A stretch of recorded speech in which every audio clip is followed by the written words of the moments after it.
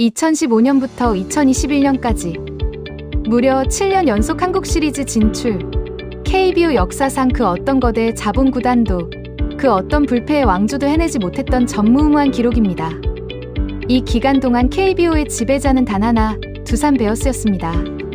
당시 야구 팬들은 매년 봄마다 비아냥거렸습니다. 올해 두산은 전력 유출이 심해서 진짜 끝이다. 하지만 가을이 오면 거짓말처럼 그들은 다시 한국 시리즈 무대에 서 있었죠.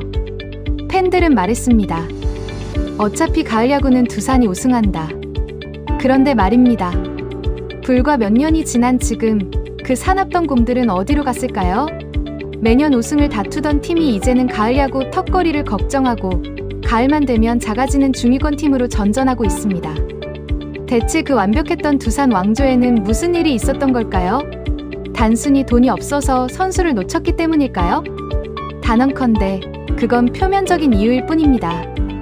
오늘 우리는 그 누구도 쉽게 말하지 못했던 두산 왕조의 화려한 번영과 그 뒤에 숨겨진 잔인한 몰락의 진짜 타임라인을 파헤쳐 보겠습니다. 화수분이라는 이름의 신화. 왕조의 시작은 2015년이었습니다. 누구도 예상치 못했던 업셋 우승. 그리고 그것은 거대한 폭주의 시작에 불과했습니다. 2016년, 2018년, 2019년 통합 우승까지. 그 시절 두산은 정말 빈틈이 없었습니다. 마운드에는 판타스틱 4의 축이었던 리퍼트, 유이관, 장원준이 버텼고 타선은 김재환, 민병헌, 양의지, 박건우로 이어지는 그야말로 숨쉴 틈 없는 국가대표급 라인업이었습니다. 여기에 미친 존재감 캡틴 오재원이 그라운드의 분위기를 지배했죠. 여기서 소름 돋는 점은 두산은 대기업의 전폭적인 지원을 받는 빅마켓 구단이 아니었다는 겁니다. 그런데도 계속 이겼습니다.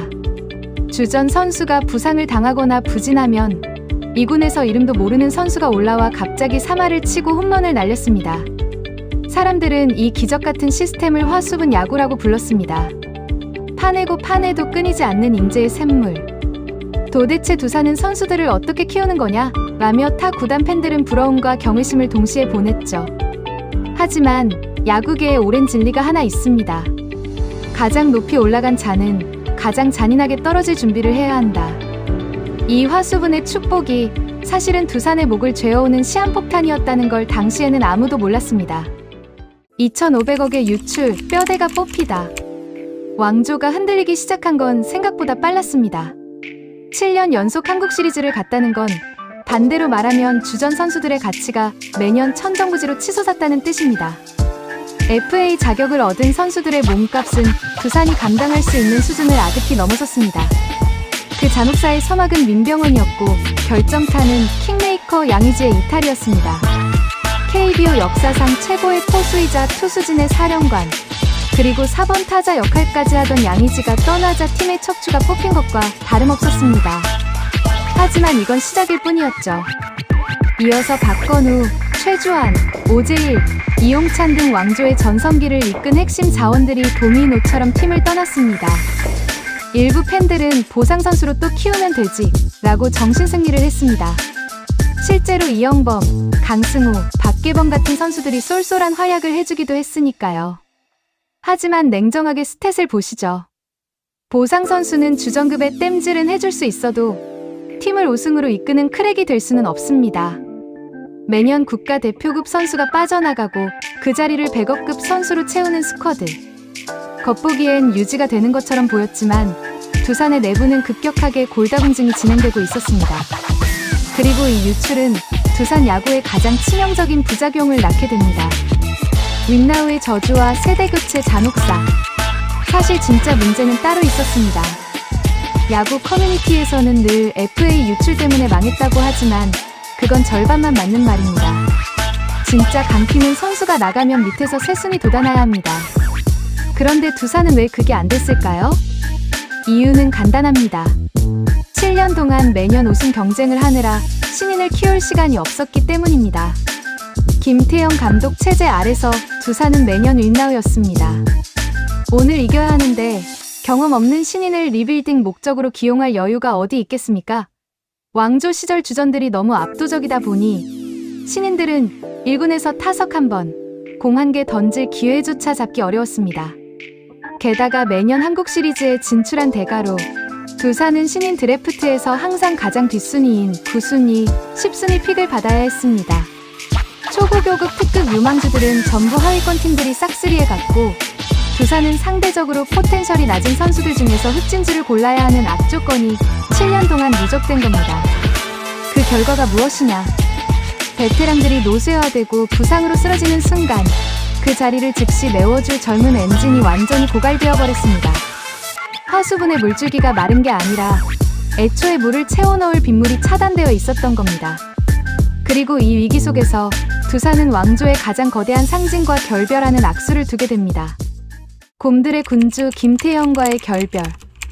2022 시즌이 끝난 후 야구계는 엄청난 충격에 휩싸입니다. 두산 베어스가 김태형 감독과의 재계약을 포기한 것입니다. 김태형 감독이 누구입니까? 두산 베어스 역사 그 자체이자 7년 연속 한국 시리즈라는 기적을 현장에서 지휘한 독사였습니다. 특유의 카리스마 넘치는 선수단 장악력, 단기전에서의 신들린 투수 교체 타이밍과 판을 읽는 능력은 KBO 역대 최고 수준이었습니다. 구단은 새로운 변화와 리빌딩을 명분으로 내세웠습니다. 왕조의 색깔을 빼고 새 판을 짜겠다는 의도였죠. 하지만 냉정하게 짚어봅시다. 감독을 바꾼다고 해서 없는 선수가 갑자기 생겨납니까? 김태형이라는 거대한 우산이 사라지자 두산의 해묵은 약점들이 날 것 그대로 노출되기 시작했습니다. 경기 후반을 버텨내던 끈끈한 두산식 디테일 야구는 실책과 뇌주르로 얼룩졌고 벤치의 계산서는 야구는 사라졌습니다. 왕조를 만든 설계자를 내보낸 대가는 혹독했습니다. 두산은 리빌딩을 성공하지도 그렇다고 성적을 완벽하게 내지도 못하는 방향성을 잃은 무색무취한 팀으로 추락하고 만 것입니다. 무너진 성공 공식, 그들이 마주한 현실. 결국 두산 왕조의 몰락은 어느 한순간의 실수가 아닙니다. 지속된 FA 유출로 인한 전력 저하, 상위 픽 고갈로 인한 신인 수급의 한계, 윈나우 기조 속에서 늦어진 세대 교체 타이밍, 그리고 팀을 지탱하던 세계관의 붕괴. 이 모든 악재가 톱니바퀴처럼 맞물려 동시에 터진 결과물입니다. 과거 두산은 선수를 키워서 쓰고 FA가 되면 보내고 또 키우는 선순환이 가능하다고 믿었습니다. 하지만 현대 야구는 그렇게 만만하지 않습니다.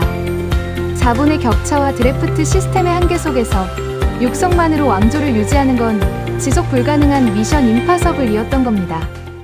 다시 곰은 포효할 수 있을까? 그러나 우리가 두산이라는 팀을 절대 만만하게 볼 수 없는 이유가 있습니다. 그들은 바닥을 칠 때마다 귀신같이 살아 돌아왔던 무서운 DNA를 가진 구단이기 때문입니다. 지금의 침체기는 어쩌면 지난 7년 동안 영웅까지 끌어다 쓴 기적의 청구서를 뒤늦게 지불하고 있는 과정일지도 모릅니다. 과연 두산 베어스는 이 잔인한 암흑기를 뚫고 다시 한번 잠실의 주인이 될 수 있을까요? 아니면 2015년부터 2021년까지의 그 위대했던 7년은 다시는 돌아오지 않을 한여름 밤의 꿈으로 남게 될까요? 여러분의 생각을 댓글로 공유해주세요. 오늘 영상이 흥미로우셨다면 구독과 좋아요, 알림 설정 부탁드립니다. 지금까지 오우야 야구 채널이었습니다.